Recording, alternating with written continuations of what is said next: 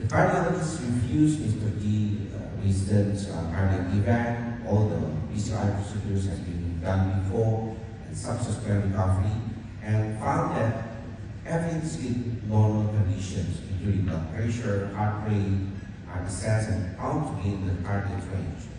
So the cardiologist confirmed that Mr. J's cardiac condition is stable and his current medications are appropriate because the physical symptoms of anxiety disorder, 2/3 of the anxiety problems related to the physical symptoms.